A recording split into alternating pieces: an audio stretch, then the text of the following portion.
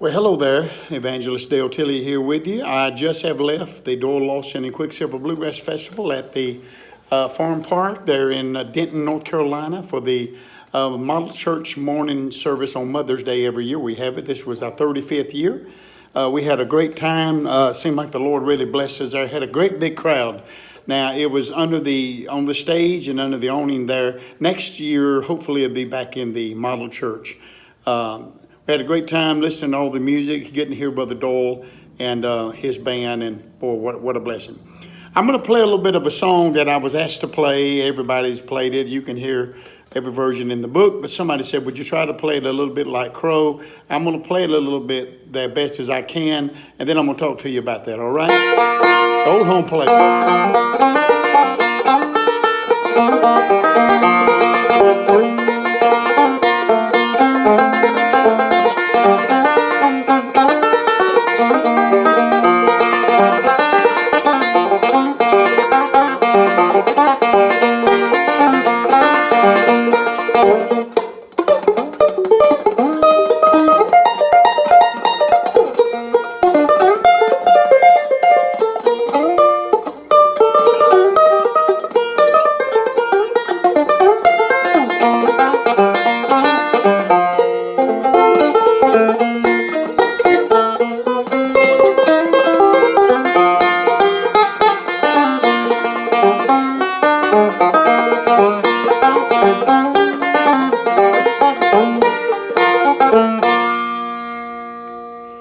Well, I played that, the way that I play it. Now, Crowe played it the way J.D. Crowe plays it, and then we all try to copy that. And he bunched all that chord up right there. And a lot of people would borrow the whole thing.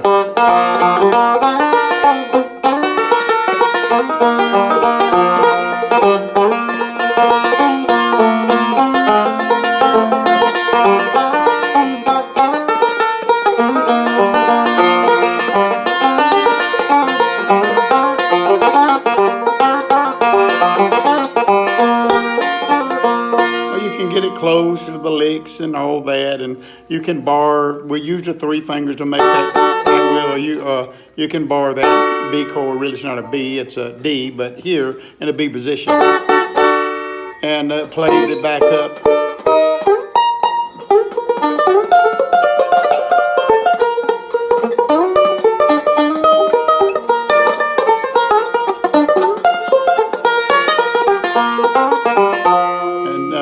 So you can hear all that on JD's recordings and on his live shows. So if you want to play that exactly like J.D. Crowe, you're going to need two things. You're going to need his right hand, and you're going to need his brain. Nobody can play that like Crowe, but J.D. Crowe. There's a lot of people sound like it, attempt it, but the intonation is totally different. Syncopation of the strings, totally different. So you find out. There's nothing wrong with getting that album and playing it as close as you can get it. And then make your own break. Like I play a little break like similar to this.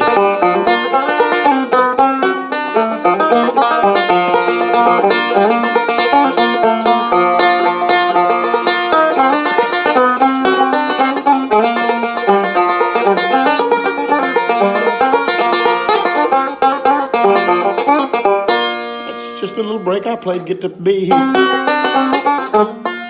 Bring it in here.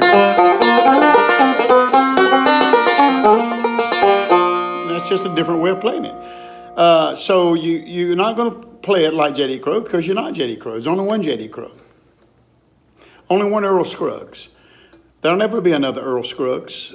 He had the greatest right hand of any banjo player ever.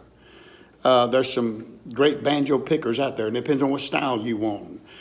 For myself, I like Earl Scruggs' sound, and I play a lot of different styles myself, but as far as my favorite, and the hardest to get, the hardest to learn, I thought playing Cripple Creek and the early stuff that I played from Earl, Foggy Mountain Breakdown, and all that, I thought, well, that's pretty good. It's pretty simple till you try to copy that 1948 cut. It's a little bit different. So And the more you play of Earl stuff, the more intricate and detailed you'll find out that it is, and he was brilliant. Same thing with J.D. Crowe. You want to learn how to play like J.D. Crowe? Okay, go buy all the J.D. Crowe and the Kentucky Mountain Boys CDs, or records if you can find them. And then buy the J.D. Crowe and the New South albums and get those.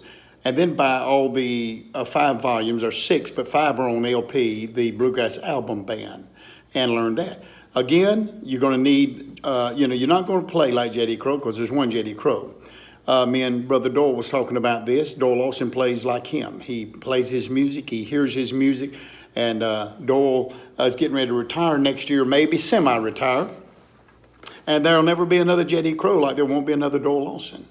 Doyle brought something to bluegrass music that nobody did.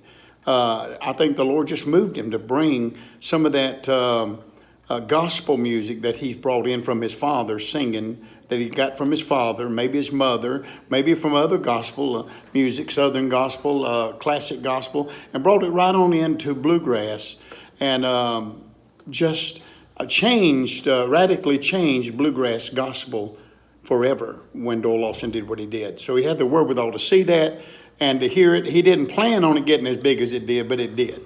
So, again, nothing wrong with copying people. Go ahead. I copy everybody I can.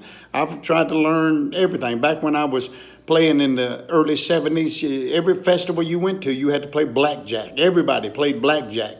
That was the big thing. There was a few melodic pickers playing Blackberry Blossom and Dusty Miller, and those are fun tunes to play. But your crowd is limited when you play to that. But when you play blackjack, and when you play Reuben, and when you play Foggy Mountain Breakdown, you play to everybody in there. So learn every style you can, incorporate as much as you can, and assimilate all you can from Scruggs and from J.D. Crowe and from Sonny, from Bill Emerson, from Kenny Ingram, getting in that generation that people that sounded like. After you leave Earl and J.D. And Bill Emerson, you're getting into people that sounded like Earl.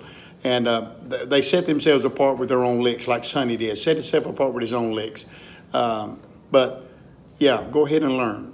It's fun. So get as much Crowe stuff as you can, and just try to copy it. Hope you enjoyed this. God bless you. Bye-bye.